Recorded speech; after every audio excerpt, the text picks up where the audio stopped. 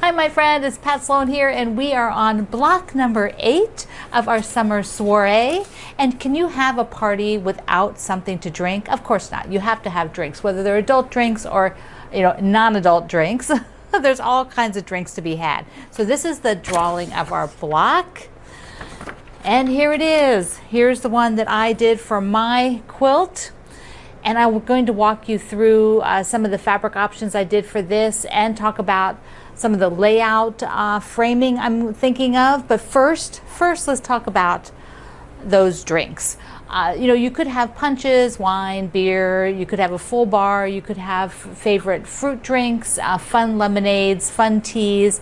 But one thing that I find is very interesting, because we've done a lot of travel, is there are very regional drinks. I mean, still, even though we're a very mobile society, there are still regional drinks that really, mostly, like I'm thinking sodas and things like that, that are that you can't get everywhere. And one of those that we encountered one year on travel was Cheerwine. And Cheerwine, Cheerwine, is actually a soda. It's not alcohol.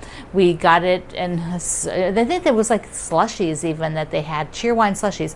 They come in different flavors.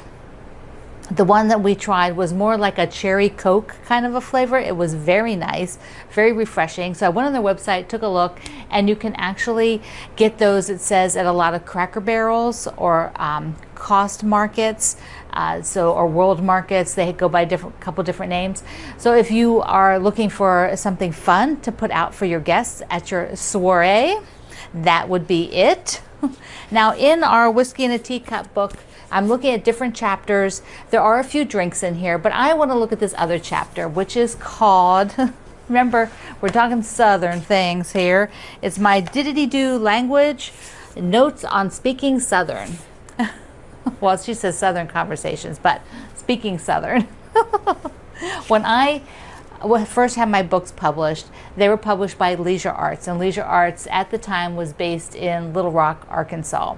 Most of the staff at Leisure Arts were from the South. Not all of them, but a lot of them were from the South. And so when I first started working with them, they sent me a list of Southern phrases just so that I would know what they were talking about. And she does the same thing here in her book. She has one about notes from her mom, Betty, but the other is a whole list of Southern expressions you need to know. The one that mostly sticks in my head from my experience working with the folks in Little Rock was fixing to. You're going to be fixing to do this or fixing to do that, meaning you're getting ready to do that. You're fixing to do it. And I'm sure I don't say that with the right rhythm. But the thing that cracked me up was that I was waiting in line to get on a plane to go to Little Rock. So everybody on this plane was going to Little Rock. We were waiting to get on the plane. And the guy in front of me was on his phone. He was like, okay, we're fixing to get on the plane. And I'm like, that's how it's used. So picking the fabric for this one, I decided that I just wanted to expand out from the colors I'd been using in the other blocks. I had been using the family of reds, the blues, pops of black, which I still keep, and the green. So that's what I've used so far, but I have not used any really of the orange or the yellow or the gray. There's gray. So I decided that from this point forward, I'm going to go for the rest of the blocks 8 forward, and we'll just mix it up. So I kind of got stuck in keeping those other colors, but now I'm done with that. Now I'm going to change it up. So let's look at a couple of the options that I went through in order to get where I am. So taking the Cheers block, I did one sort of mock-up on the background fabric where I pulled the gray for the middle, and then for like the flying geese point would be the pumpkin color, and then I could do either the pumpkin color on the outside, which I think would look really nice to put that out there, or I could have pulled the red and pulled some red out there like this. I think that would have been a really great block. Okay, I didn't do that one. What I liked was this background with the pumpkin in it. See that print? Oops, sorry. That print has pumpkin in it. So taking that and then using this as the middle with the flying geese as the blue. So pulling that blue out, I just love that. Love, love, love that combination. Then just if you want to see how it would be with a corner as blue, so there would be a mock-up, but I decided to go with that black as the corner. So here it is again, all done up in the colors that I selected. I do want to talk about the framing now for the layout. The layout was given a few weeks ago, and I know a few people missed it somehow, because occasionally somebody comes on the group, even though people are doing the layout already, they're coming in the group going, where's the layout? Which you can always find at the project page. The project page always has the layout. Just go there. It's also listed right under the word download. It says to get the layout. It's always right there. So just take a second and read it. Read what you're looking for. So this is the layout. And there's a little frame, a little strip of fabric, I'll call, it's a frame around each block. And my original idea for myself was that these would all be different colors. Because I have this great selection of fabrics right here from my bundle, that I would make all of those different frames around the blocks from the different colors. So let's take a look at how that's going to work. I've decided I'm still going to go with that. I saw at least one person doing that. A lot of you are doing the same fabric. You'll do all the frames in blue, let's say, or all the frames in black or pink or red or purple. But I want to make them all different. That was my idea, because I have plenty of fabric. And then each block then will have not only the frame, but then it will have this backing fabric in between the blocks. So, right? So you see that wherever all that white is in the sashings and stuff, that's the background fabric. Okay, so I'll just show you on a couple of mine what I will do to audition, and I think what's going to happen is I'm mostly going to go with tonal things like this that read more solid versus something like this. So let me see how that looks to our eye. So here would be for the block for this week for cheers. So if I did the block around it, see, it just gives it a nice frame. It pulls those color out, because that's my idea, is that each block, the frame would be a companion to it, so that it's almost like it becomes, that's part of this block for the quilt. And so I think I'm going to use orange, definitely going to use orange on this one, maybe even that orange. Okay, so here's another one of our blocks. I believe this was last week's. Yeah, I think it was last week's. Now I could go green, right? I could go green, which would be fine. And I could go red, which would be super fine as well. So here would be the red. But I thought, what if I do something a little bit different? What if I use the gray? Even though the gray is not in that block, I think the gray is a really nice companion. And so there I get a nice gray frame on this one. And I really like that for the red, to pull in the gray. And a lot of my blocks have black in it. I've gone and kept that, not in all the blocks, but in a lot of them. So let's do one more. So here is one that has a lot of blue. Now I think if I do blue, it's just too repetitive.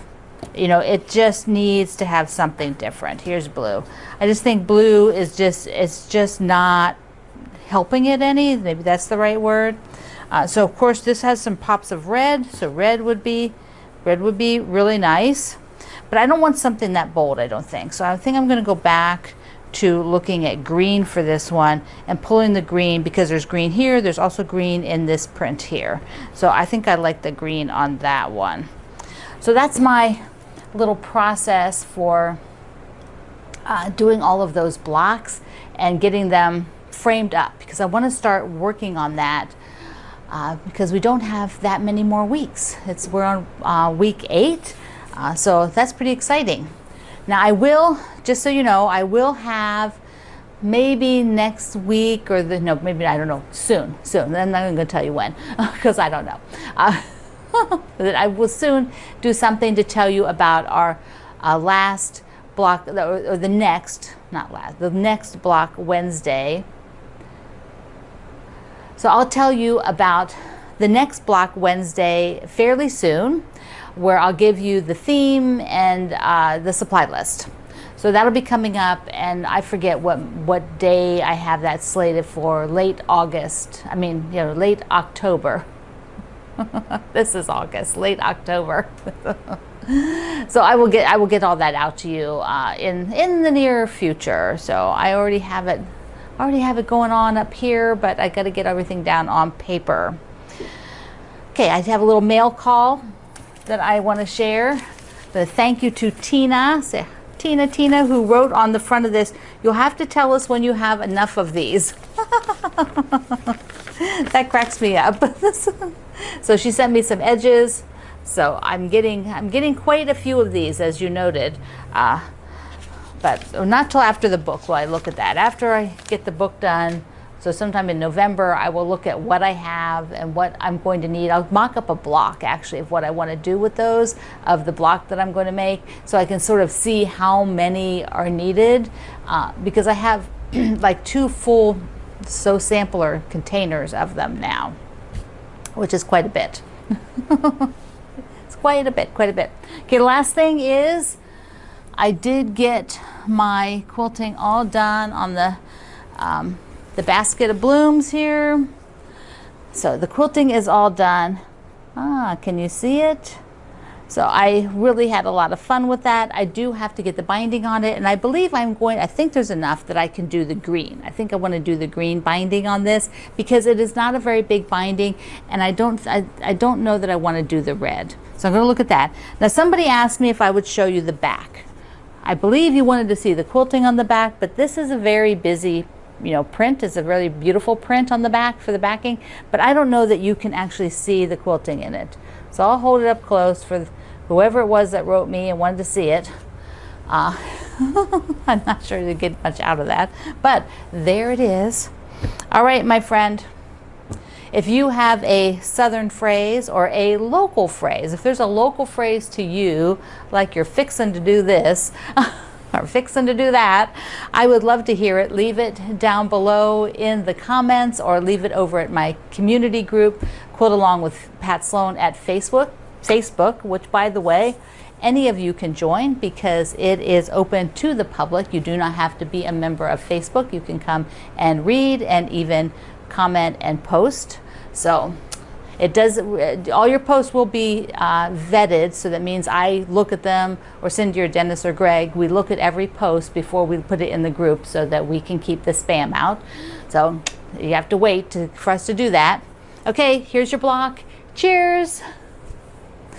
Can't wait to see yours. I love you. Mwah. See you online.